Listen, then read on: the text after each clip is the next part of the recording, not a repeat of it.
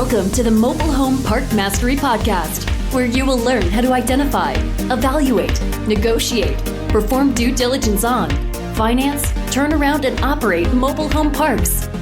And now, here is your host, the fifth largest mobile home park owner in the United States, Frank Rolfe. More than any other real estate sector, misconceptions swirl around the mobile home park industry. But which ones are true and which ones are false? This is Frank Rolfe, the Mobile Home Park Mastery Podcast. We're going to explore some of these myths and legends and try and figure out the fact from the fiction regarding the trailer park industry. Let's start off with the first item, which is something that you see in the press frequently in recent times, and that's that 24 million Americans live in mobile home parks. Is that true? No, that is not true. That is fiction. Roughly about 8% of the 300 Americans in the U.S. live in mobile homes. That's 24 million, and that's where that number comes from that's frequently thrown out there in the media. However, the fact is that 65% of those people who live in mobile homes on their own land, out on farms and ranches, and you see these and drive by these all the time, and only 35% of mobile homes that Americans live in are actually in mobile home parks. That means actually only about 8.4 million people live in mobile home parks. Now, why does the media puff it up so big? Why don't they bother to do the quick and simple research to see the ratio between mobile homes on land and mobile homes in parks? It's obviously because they want to make their stories seem much more significant. So by saying that there's 24 million people living in parks, it seems to make the time they spent writing the article more reasonable rather than if it was only 8.4 million. Another item is that mobile homes aren't mobile. You hear this all the time. For the last couple of years, we've been bombarded with people writing articles on the fact that mobile home park residents are basically stuck, that mobile homes can't be moved. Is that fact or fiction? Well, that's part fact and part fiction. It is a fact, and this is done by the U.S. government, not by the mobile home product itself, that any mobile home that is built before 1976 does not have a HUD seal on it, and therefore is grandfathered in position where it sits but can never be moved. You can't bring a mobile home into a mobile home park in virtually anywhere in America unless there's a HUD seal on the back. Now, that's nothing that mobile home park owners did. That's something that HUD did. So when the manufacturing process changed in 76 and HUD took over the process and demanded you have that seal on the back, that's what changed the playing field from being able to move those homes that are 1976 or older. But let's be honest, you couldn't move those anyway. Those homes are now 50 years or so old. No way you could take that, jack it up, mount wheels on it, and take it down the highway safely, so that wouldn't happen. However, it is not true that mobile homes after 1976 can't be moved. In fact, they're moved all the time. So the very conception that this mobile home is somehow stuck in position is a falsehood. Your 1990s and newer homes, all of the hitches required to move them are simply sitting beneath them, ready to bolt back on. And those homes are all fully roadworthy. So to say they can't be moved is not true.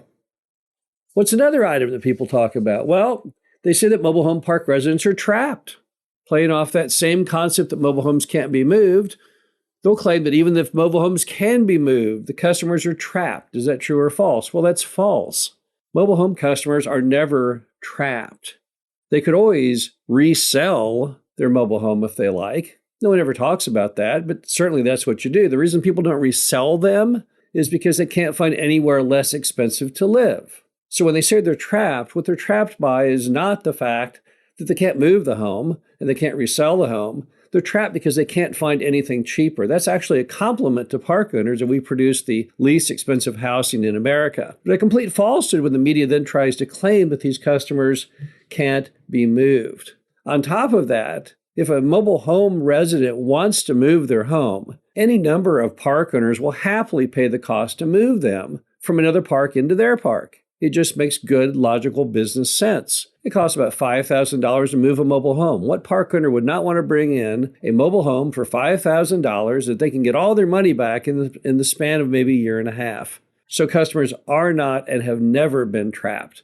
It really drives me crazy when people use the falsehood of my old Waffle House quote, which simply meant that why our revenue in the park industry is so stable. It did not mean that people are ever trapped in their homes. Clearly, anyone, even in a pre-1976 home that cannot be moved legally under HUD, could still resell it. And right now, with housing being as strong and affordable housing so hotly in demand, you could obviously sell that home in no time at all. Next is an old saying that I was told when I got in this industry, and that's that the mobile home park business is all about the newlywed and the nearly dead. Is that true or false? Well, that's really kind of true. Certainly, a very large number of people who live in mobile home parks are new household formations or seniors. There's nothing wrong with that. Those are two basic, large segments of our demand pool. So that one is partially true. Another statement people say is that mobile home parks are for poor people. Fact or fiction? Fiction. Mobile home parks are not and have never been about what we would call, quote, poor people, unquote. Mobile home parks serve probably the lower 30% of U.S. households based on income. But certainly, they're not the bastion of poor residents. That, in fact, would be the apartment industry through the Section 8 program. Under Section 8, you pay maybe 20% of your income, regardless of what it is, and the U.S. taxpayer pays the difference. Section 8, though, is hardly ever found in the mobile home park arena.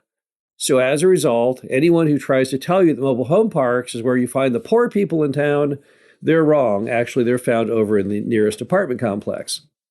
Next, there's the old saying that 1/2 of 2-bedroom apartment rent demonstrates what the correct lot rent should be for the market. Is that fact or fiction?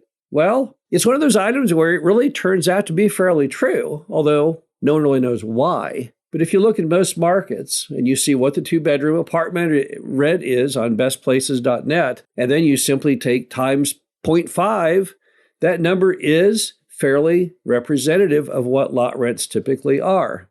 However, I don't think that's where it's going to be in the future, because it makes no sense of why mobile home park lot rent should be half of 2-bedroom apartment rents. When people tell me, oh, well, that's because you have the burden of the home and the mortgage, it's again a falsehood. That's not true. 80% roughly of all mobile homes are paid in full. The lot rent is the entire cost of living. So as a result, probably the reason that mobile home lot rents are only half of 2-bedroom apartment rent is that mobile home park owners have been traditionally moms and pops who are too timid in setting their rents to market levels. I see that rising significantly in the future. So that's one item which is a fact perhaps today, but probably will become more of a myth in the future.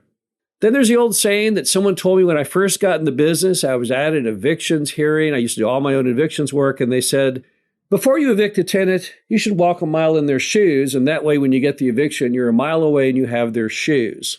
Fact or fiction? Well, it is a little bit of fact. Obviously, it was a joke that was told to me by another park owner. But if you really think about it, when it comes to mobile home parks and evictions, number one, the park owner always wins the eviction because it's a non-payment eviction. There's no defense other than, did you pay the rent? And if the answer is no, well, then you automatically lose. But the other part is you can add a little humor to most evictions in the mobile home park sector because the amount that's typically owed is so very small. It's very hard to come up for a reason why you can't pay it.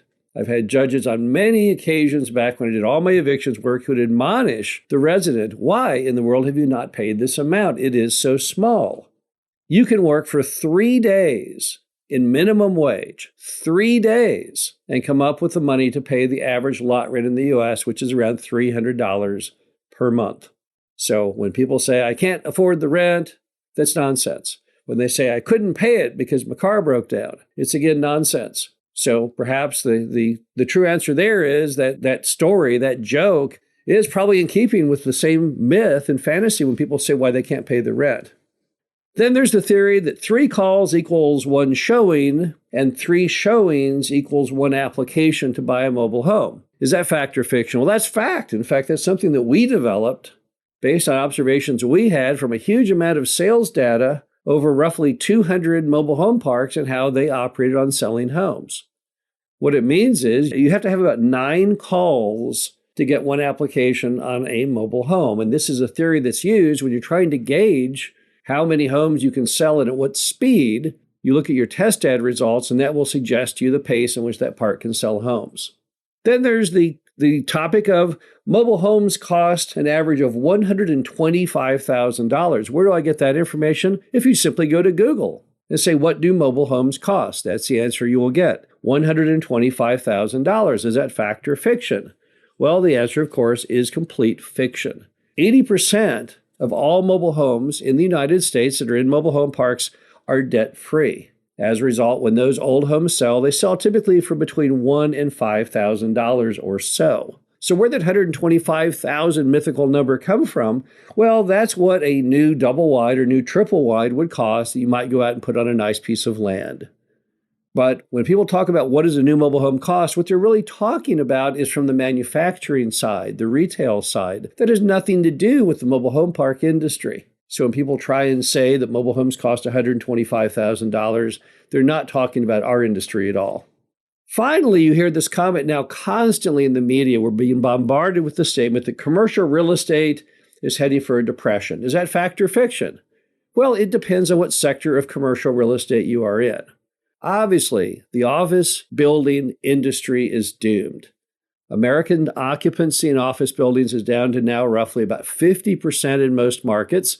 And if you're in St. Louis, my nearest major city, it's 35% is the average occupancy. That, of course, is a recipe for complete failure.